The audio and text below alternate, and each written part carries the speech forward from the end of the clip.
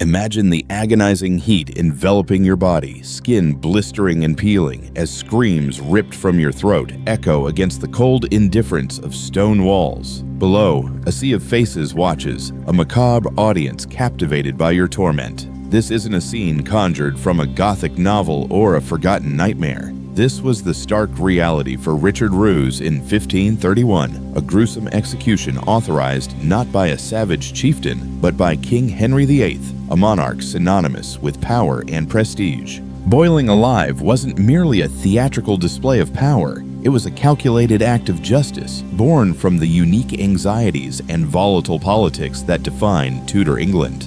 The execution of Richard Roose transcends a simple historical footnote, representing a convergence of politics, religion, and the ruthless exercise of royal authority during a watershed moment in English history. Henry VIII's England teetered on the brink of dramatic change, the king's will rapidly becoming the supreme law of the land, and perceived treason met with punishments of unprecedented barbarity. Yet, why boiling alive? What could a humble cook possibly have done to warrant such a horrifying demise? To truly understand this dark episode, we must journey back to a time when justice was a public spectacle, designed not only to punish the individual, but to instill fear and obedience in all who dared to defy the crown. The tale of Richard Roose provides a chilling glimpse into the Tudor mindset, where crime and punishment operated on principles utterly foreign to our modern sensibilities. His story serves as a grim reminder of the fragile nature of civilization and how easily justice can be perverted by the powerful. As we dissect this unsettling narrative, we will explore not only the mechanics of Roose's death, but also the motivations that drove one of history's most formidable kings to deem it necessary. We will analyze the turbulent political landscape, the simmering religious tensions, and the personal ambitions that culminated in a punishment so extreme that it was eventually outlawed, even in an era renowned for its brutality. This is more than just a horror story. It is a profound lesson in power, paranoia, and the catastrophic consequences that ensue when both are wielded without restraint. The year was 1531, and the political climate in Tudor England was a volatile cauldron ready to explode. King Henry VIII, not yet the obese and tyrannical figure etched in popular imagination, but already displaying the unyielding ruthlessness that would define his reign, prepared to make an example of a royal cook in a manner that would shock even the hardened observers of his time. The simmering waters in Smithfield, London, were poised to become the instrument of one of history's most infamous executions, a chilling testament to the extraordinary powers wielded by England's most notorious monarch. To fully comprehend the sheer horror of Richard Roose's execution, one must first immerse oneself in the world in which it unfolded. England in the early 1530s was a tinderbox of religious and political animosity. Henry VIII, once hailed as a Renaissance prince, was rapidly transforming into the despotic figure remembered by history.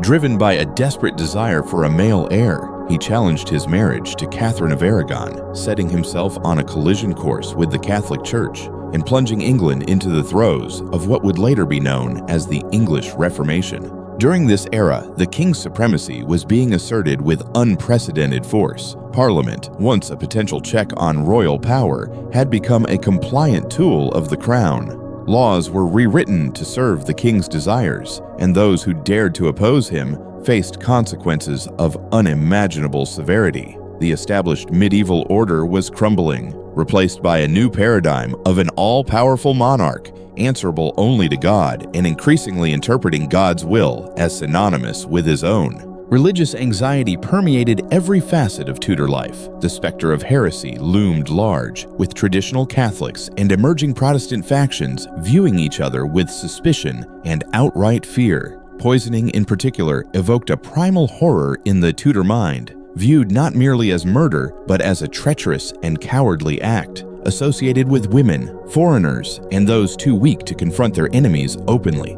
In a world where the king's body was considered sacred and semi-divine, any attempt to harm the royal household through poison was deemed not just a crime, but a sacrilege against the very order of the universe. London itself was a city of stark contrasts. Magnificent royal palaces stood in close proximity to squalid slums, and the dazzling pageantry of court life existed alongside the gruesome spectacle of public executions, events that drew crowds as large as any festival. Smithfield, where Roose would meet his horrifying end, was already established as a site of punishment, particularly for religious dissidents who had been burned at the stake there. It was a place where the power of the state was made manifest in the most visceral way imaginable, a theater of justice where the condemned served as both a cautionary example and a source of public entertainment. Within this volatile environment, the role of food taster or cook held surprising significance. Those who prepared meals for the powerful literally held their lives in their hands.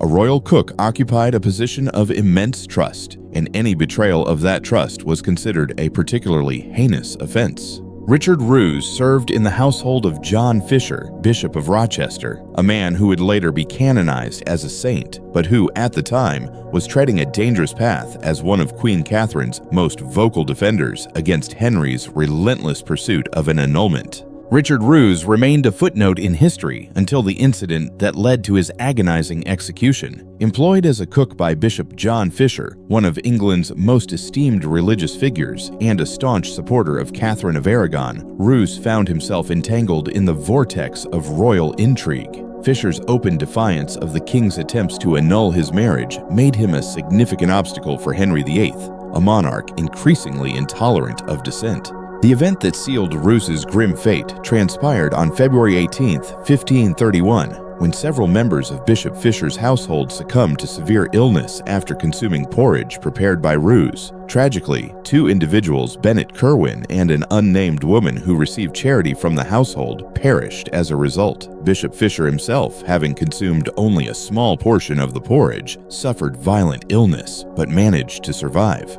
Suspicion immediately fell upon Poison, with Roose identified as the prime suspect. During interrogation, Rouse allegedly confessed to adding a substance to the porridge, but claimed it was intended as a harmless prank, a laxative meant to cause discomfort rather than death. This explanation proved woefully inadequate. Regardless of whether he intended murder or mere mischief, tampering with food within a prominent household, particularly one connected to the royal court, was viewed with the utmost gravity. In an era devoid of modern medical advancements, the boundary between a harmless prank and lethal poisoning was alarmingly thin. The political implications of the incident were undeniable. Bishop Fisher was not simply a cleric, he was a prominent political opponent of the king's policies. While direct evidence linking Roose's actions to a conspiracy against Fisher was absent, the timing raised suspicions about potential orchestration. Was this a failed assassination attempt, a veiled warning, or merely a prank gone disastrously wrong? These questions continue to intrigue historians. What remains certain is that Henry VIII took a direct and personal interest in the case. In his relentless pursuit of absolute power, the king sought to bring both the church and the legal system under his complete control. The poisoning incident presented a valuable opportunity to assert royal authority and bypass established legal procedures, setting a powerful and chilling precedent. Instead of allowing Roose to be tried through conventional legal channels, Henry made the extraordinary decision to address the cook's punishment through parliamentary law. Henry VIII's response to the poisoning was both swift and unprecedented. Instead of submitting Rouse to standard judicial processes, the king orchestrated the passage of a special act of parliament specifically addressing this case. The 1531 Act for Poisoning declared poisoning as high treason, an act against the crown itself, and crucially, applied this law retroactively to Roose's case. The act mandated that Roose be boiled alive, a punishment never codified in English law prior to this point. The method was deliberately selected for its horrifying and symbolic nature. Poisoners, it was thought, operated using boiling pots and heated cauldrons. Now, the instrument of their crime would become the instrument of their punishment. It was a grotesque display of poetic justice, showing that the king could not only take a life, but dictate the manner and meaning of death itself. The retroactive application of the law was deeply troubling. Even within the context of Tudor-era justice, it violated the tenet that a person should be judged based on the laws in effect at the time of their offense, a concept recognized even in medieval jurisprudence. Yet, Henry VIII was increasingly casting himself as above legal constraint. This case marked a critical stage in the king's assertion of supremacy over common and ecclesiastical law, foreshadowing his later break with Rome. The Parliament's ready passage of the extreme measure demonstrated its role as an instrument of royal will. Although technically representing the English people, Parliament functioned largely to legalize the king's desires. Few dared to openly oppose Henry, particularly on matters of such strong personal interest. The poisoning case, with its implications for the royal and prominent household security, clearly fell into this category. The act itself was written in language leaving no doubt about the king's view of poisoning as a crime of special depravity. It described poisoning as detestable and noted it had been little heretofore seen in England, inferring that it was a foreign practice now infecting the realm. This xenophobic tone was common in Tudor rhetoric, which often depicted England as virtuous but under threat from corrupting outside influences. By framing poisoning in these terms, Henry cast himself as the defender of English virtue. On April 5, 1531, Richard Roose was conveyed to Smithfield in London for his execution. A sizable crowd converged to witness the unusual spectacle, drawn by the notoriety of the crime and its mandated punishment. Public execution served as both entertainment and moral lessons for the populace. The authorities surely encouraged attendance, hoping to spread the message of royal justice. The execution apparatus was simple, yet terrifying. A large cauldron or pot filled with water and heated to a boil. Unlike hanging or beheading, boiling promised a prolonged, agonizing death. Some accounts suggest Roose was lowered gradually, prolonging his suffering for the gathered crowd. Contemporary accounts of the execution are scant, but indicate Roose suffered immensely. The 16th century chronicler Edward Hall wrote that Roose roared mighty loud as he was executed, his screams audible across Smithfield. The physical effects would have been horrific, leading to shock and internal injuries as boiling water damaged tissue. The witnesses would have included Londoners from all walks of life, merchants, clergy, and possibly court officials to verify the king's will. Even for a society accustomed to public violence, the execution stood out for its cruelty, intended to shock and terrify. After death, Roose's body would have presented a grotesque sight. What became of the remains is not well documented. As a traitor, Roose's body might have been subjected to further indignities, though the specific post-mortem treatment is unclear. The execution of Richard Roose cast a long shadow over Tudor England. Afterward, the Act for Poisoning remained, establishing that poisoning was a crime deserving extraordinary punishment. While Roose was the first, he would not be the last. Margaret Davy was boiled alive in 1542 for poisoning under the same statute. For Bishop John Fisher, the incident added danger to his precarious position. Fisher continued to oppose Henry's divorce from Catherine of Aragon, leading to his beheading in 1535. Some historians believe the poisoning was an attempt to eliminate Fisher before his opposition became too problematic. The Roose case also shows the extraordinary legal powers Henry VIII was accumulating. The ability to pass retroactive legislation showed how traditional protections had eroded. This pattern would continue as Henry used parliamentary acts to reshape religious and secular law. Public reaction to the execution is difficult to gauge. However, the unique brutality suggests it was intended to inspire a specific kind of horror. By punishing poisoning so spectacularly, Henry asserted his power over all hidden threats to his authority. Internationally, the execution contributed to Henry's reputation for ruthlessness, becoming an important part of how he was viewed by allies and opponents abroad. The practice of execution by boiling did not long outlive Henry VIII. His son, Edward VI, repealed the boiling statute in 1547 as part of a broader revision of English treason law. The repeal reflects changing sensibilities about appropriate punishment. While executions remained public and gruesome, certain methods came to be seen as excessive. The evolution of punishment methods tells us how societies draw lines between acceptable and unacceptable violence. For modern historians, the case of Richard Roose provides insights into Tudor governance. It demonstrates how the king's will could become law, and how legal principles could be subordinated to political necessity. The execution also highlights the era's complex relationship with poison, a metaphor for hidden corruption and foreign influence. Henry's punishment was designed to purge the realm of corrupting influences. In medical terms, the Tudor understanding of poison was still influenced by medieval concepts. This ambiguity may have contributed to the sense of special horror surrounding poisoning. The legacy of Richard Roose's execution extends beyond its immediate context. For legal historians, it represents an example of ex post facto law, legislation that criminalizes actions retroactively. For students of Tudor politics, the execution illuminates factional struggles. Bishop Fisher, in whose household the poisoning occurred, represented the Catholic faction opposing Henry's divorce.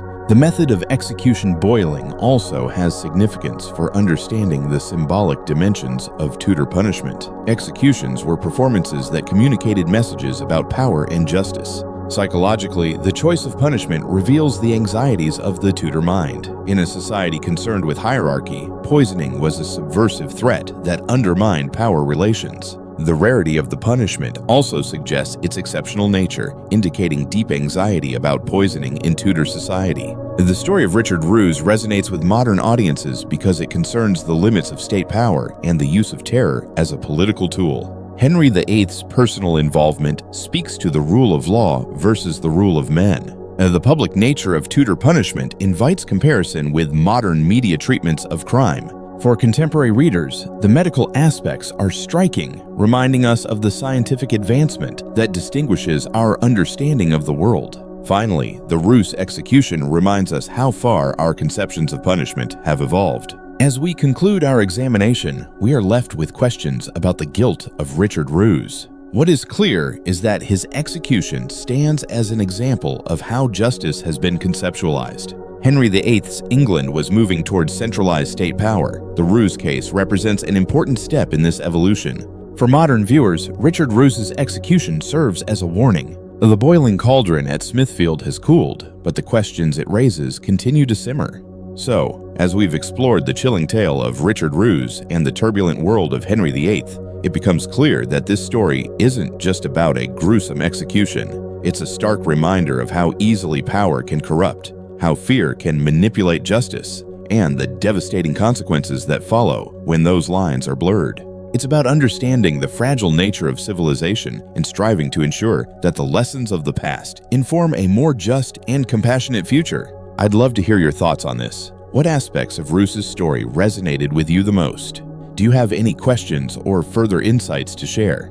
Please leave a comment below and let's keep this important conversation going. And if you found this exploration insightful, please consider subscribing so you won't miss out on future deep dives into history's most fascinating and thought-provoking events. Thanks for joining me on this journey.